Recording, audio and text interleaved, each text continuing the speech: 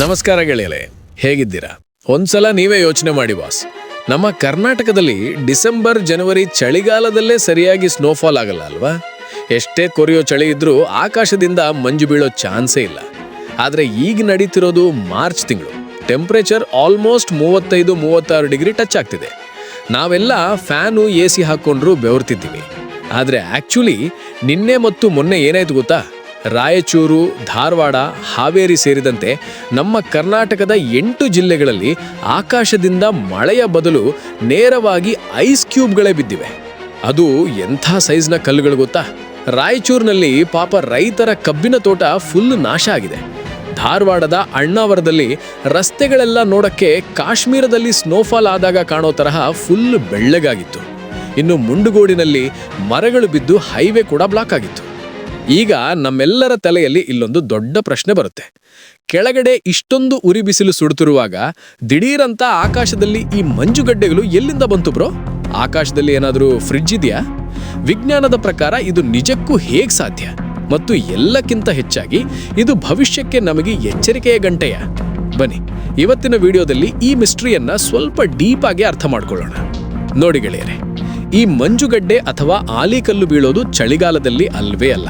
ಇದು ಪಕ್ಕಾ ಬೇಸಿಗೆಯಲ್ಲೇ ಆಗುವ ಒಂದು ಕ್ರೇಜಿ ಸೈನ್ಸ್ ಅಂತಾನೆ ಹೇಳಬಹುದು. ಇದನ್ನ ಸರಿಯಾಗಿ ಅರ್ಥ ಮಾಡ್ಕೋಬೇಕು ಅಂದರೆ ನಾವು ಭೂಮಿಯಿಂದ ಸುಮಾರು 15-20 ಕಿಲೋಮೀಟರ್ ಮೇಲಕ್ಕೆ ಹೋಗಬೇಕು. ಅಂದ್ರೆ ನಮ್ಮ ವಿಮಾನಗಳು ಹಾರುವ ಎತ್ತರಕ್ಕಿಂತಲೂ ತುಂಬಾ ಮೇಲೆ. ಅಲ್ಲಿ ಪ್ರಕೃತಿಯ ಒಂದು ಸ್ಪೆಷಲ್ ಮೋಡ ಇರುತ್ತೆ.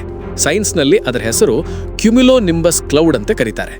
ಇದು ನಾವೆಲ್ಲ ನೋಡೋ ಮಾಮೂಲಿ ಮೋಡ ಖಂಡಿತ ಅಲ್ಲ. ಇದೊಂದು ದೈತ್ಯಾಕಾರದ ಭೀಕರ ಗುಡುಗು ಮೋಡ. ಆಶ್ಚರ್ಯ ಏನಂದ್ರೆ, ಕೆಳಗಡೆ ಎಷ್ಟೇ ಉರಿ ಬಿಸಿಲಿದ್ರೂ ಕೂಡ ಈ ಮೋಡದ ತುದಿಯಲ್ಲಿ ಟೆಂಪರೇಚರ್ ಬರೋಬ್ಬರಿ -50ರಿಂದ -60 ಡಿಗ್ರಿ ಇರುತ್ತೆ. ಜಸ್ಟ್ ಇಮ್ಯಾಜಿನ್ ಮಾಡಿ. ಅಂದ್ರೆ ಅಂಟಾರ್ಟಿಕಾದಲ್ಲಿ ಇರುವಷ್ಟು ಕೊರೆಯುವ ಚಳಿ. ಇದೇ ನೋಡಿ ಆಕಾಶದಲ್ಲಿರೋ ಪ್ರಕೃತಿಯ ಅಸಲಿ ಐಸ್ ಫ್ಯಾಕ್ಟರಿ. ಸರಿ, ಆದ್ರೆ ಈ ದೈತ್ಯ ಮೋಡದ ಒಳಗೆ ಆಲಿಕಲ್ಲು ಹೇಗೆ ರೆಡಿ ಆಗುತ್ತೆ? ಇಲ್ಲಿ ಆಕ್ಚುಲಿ ನಡೆಯುತ್ತೆ ಒಂದು ಮೈಂಡ್ ಬ್ಲೋಯಿಂಗ್ ಪ್ರೋಸೆಸ್. ನಮಗೆಲ್ಲ ಗೊತ್ತಿರೋ ಹಾಗೆ ಭೂಮಿಯ ಮೇಲೆ ಬಿಸಿಲು ಹೆಚ್ಚಾದಾಗ ನೆಲ ಕಾದಿರುತ್ತೆ ಅಲ್ವಾ? ಆ ಬಿಸಿ ನೆಲದ ಮೇಲಿರುವ ಗಾಳಿ ರಾಕೆಟ್ ಸ್ಪೀಡ್ನಲ್ಲಿ ಮೇಲಕ್ಕೆ ನುಗ್ಗಕ್ಕೆ ಶುರು ಮಾಡುತ್ತೆ. ವಿಜ್ಞಾನದಲ್ಲಿ ಇದನ್ನೇ ನಾವು ಅಪ್ ಡ್ರಾಫ್ಟ್ ಅಂತ ಕರಿತೀವಿ. ಈ ಫುಲ್ ಫೋರ್ಸ್ ಆದ ಗಾಳಿ ಅಪ್ ಡ್ರಾಫ್ಟ್ ನೀರಿನ ಹನಿಗಳನ್ನ ನೇರವಾಗಿ ಆ ಮೋಡದ ತುದಿಗೆ, ಅಂದ್ರೆ ಆ -50 ಡಿಗ್ರಿ ಇರೋ ಡೆಡ್ಲಿ ಜಾಗಕ್ಕೆ ತಳ್ಳುತ್ತೆ. ಅಲ್ಲಿಗೆ ಹೋದ ತಕ್ಷಣನೇ ಆ ನೀರಿನ ಹನಿ ಇನ್ಸ್ಟೆಂಟ್ ಆಗಿ ಫ್ರೀಸ್ ಆಗಿ ಒಂದು ಸಣ್ಣ ಐಸ್ ಕಣ ಆಗಿಬಿಡುತ್ತೆ. ಈಗೇನಾಗತ್ತೆ ಅಂದ್ರೆ ಆ ಐಸ್ ಕಣ ಸ್ವಲ್ಪ ಭಾರ ಆಗಿ ವಾಪಸ್ ಕೆಳಗೆ ಬೀಳಕ್ಕೆ ಟ್ರೈ ಮಾಡುತ್ತೆ. ಆದ್ರೆ ಕೆಳಗಿಂದ ಸಿಕ್ಕಾಪಟ್ಟೆ ಫೋರ್ಸ್ನಲ್ಲಿ ಬರ್ತಿರೋ ಆ ಅಪ್ ಡ್ರಾಫ್ಟ್ ಗಾಳಿ ಅದನ್ನ ಫುಟ್ಬಾಲ್ ಒದ್ದ ಹಾಗೆ ಮತ್ತೆ ಮೇಲಕ್ಕೆ ಒದೆಯುತ್ತೆ. ಹೀಗೆ ಈ ಐಸ್ ಕಣ ಮೋಡದೊಳಗೆ ಪಿಂಗ್ ಪಾಂಗ್ ಬಾಲ್ ತರಹ ಮೇಲೆ ಕೆಳಗೆ ಜಿಗಿತಾನೆ ಇರುತ್ತೆ. ಮಜಾ ಏನಂದ್ರೆ ಅದು ಪ್ರತಿ ಬಾರಿ ಮೇಲೆ ಹೋದಾಗ್ಲೂ ಅದರ ಸುತ್ತ ಹೊಸ ನೀರು ಸೇರಿ ಫ್ರೀಸ್ ಆಗುತ್ತೆ. ನೀವೊಮ್ಮೆ ಆಲಿಕಲ್ಲನ್ನ ಅರ್ಧ ಕತ್ತರಿಸಿ ನೋಡಿದ್ರೆ ಸೇಮ್ ಈರುಳ್ಳಿ ತರಹ ಲೇಯರ್ಸ್ ಇರುತ್ತೆ.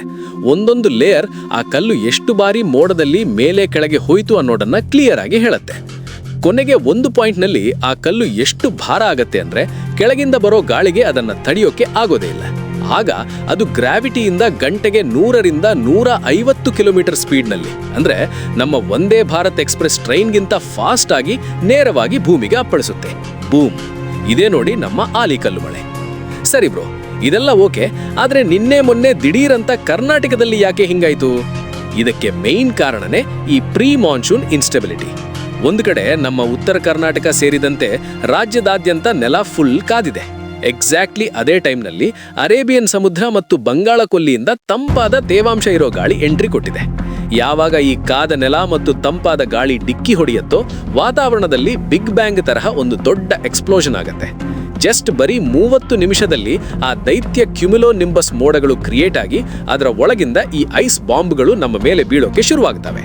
ಸೊ ಇದರ ಅರ್ಥ ಆಲಿಕಲ್ಲು ಮಳೆ ಅನ್ನೋದು ಚಳಿಗಾಲದ ಮ್ಯಾಜಿಕ್ ಖಂಡಿತ ಅಲ್ಲ.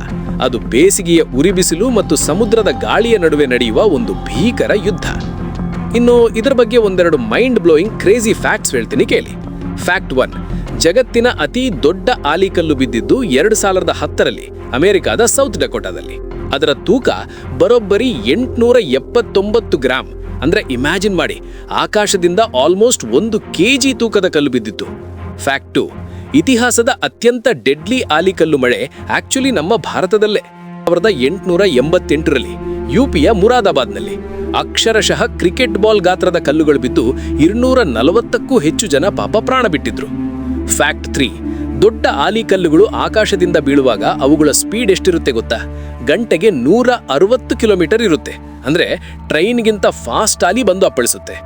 ಆದ್ರೆ ಗೆಳೆಯರೆ, ಇಲ್ಲೊಂದು ನಿಜಕ್ಕೂ ಡೇಂಜರಸ್ ವಿಷಯ ಇದೆ.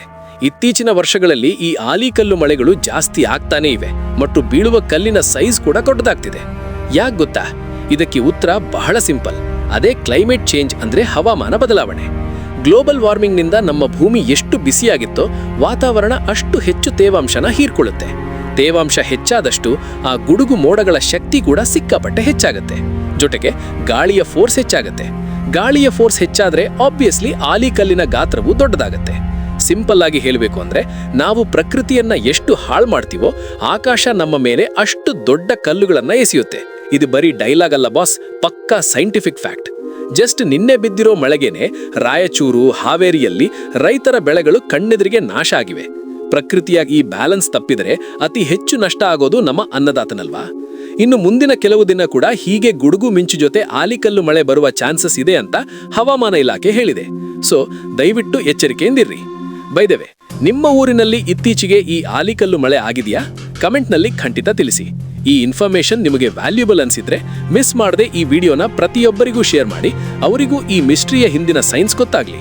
ನಾನು ಸಿಗ್ತೀನಿ ಮುಂದಿನ ವಿಡಿಯೋದಲ್ಲಿ. ಜೈ ಹಿಂದ್, ಜೈ ಕರ್ನಾಟಕ ಮಾತೆ.